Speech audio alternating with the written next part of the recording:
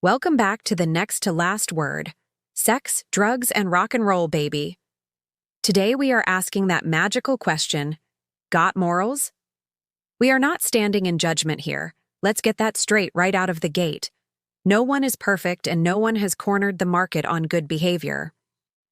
Although there are probably some religious figures, televangelists, or cult leaders that might argue that point, but most of us regular people would say that those people are full of BS. The question that we are looking at today has to do with rock stars. For whatever reason, rock stars, pop stars, and rap stars all tend to get a pass on the whole moral standards thing. We have come to expect debauchery from rock stars. We have even coined the term, living the rock star lifestyle, which includes but is not limited to excessive amounts of illegal drugs and alcohol and sex with lots of attractive people with whom you may or may not know on a personal level. Whereas, if it were a friend or relative acting like that, we would have an intervention and/or possibly disown them. Dare I say that we want our celebrities to misbehave some.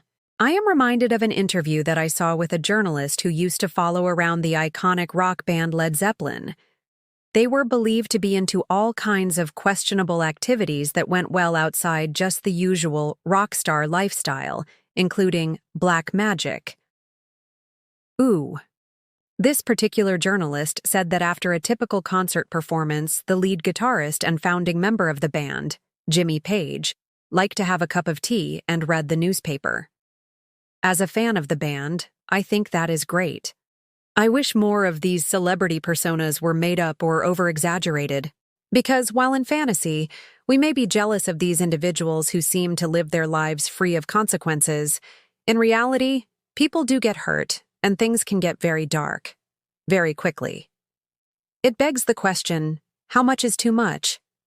And how is it that some people can recover their public image, even after crossing that invisible line, but others cannot? There are too many examples to mention them all in this video. Ozzy Osbourne, R.I.P., was kicked out of Black Sabbath for excessive drug and alcohol use. How bad did that have to be? He was one of the most prominent lead singers of the time and actually all time. He had an innate talent, but he had zero musical training. He wanted to learn an instrument, but they would not let him. They were afraid that if he understood music, he would lose his gift. However, his level of drug use was so bad that his fellow band members, whose livelihood was potentially on the line, kicked him to the curb. Obviously. Ozzy landed on his feet.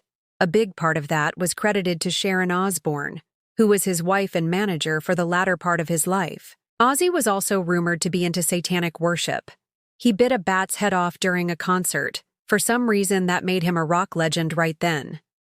It was not a real bat, that should be obvious, but it does not make a good story unless you insist that it was real.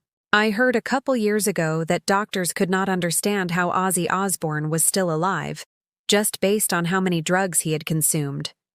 Still, he was on his own reality show called The Osbournes, so clearly his public image was fine. And it is safe to say that Ozzy lived a full life.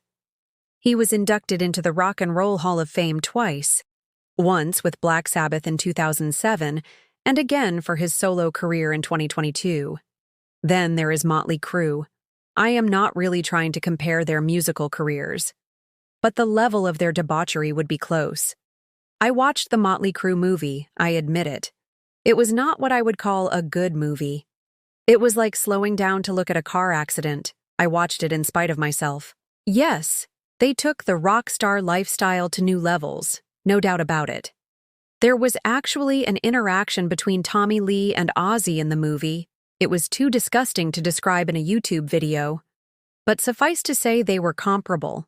However, despite selling over 100 million albums, the Motley Crue are not in the Rock and Roll Hall of Fame, and they have never had their own reality show, as far as I know.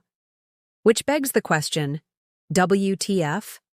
Full disclosure, I am more of an Ozzy fan than the Crue. But regardless of my fandom, what am I missing here? The story is that they are being blacklisted over their bad behavior. Really? Jerry Lee Lewis was one of the first inductees into the hall.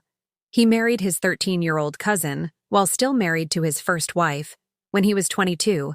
This was back in 1957. Okay, tell me again what Motley Crue did that was so bad? On second thought, don't. I may not want to know.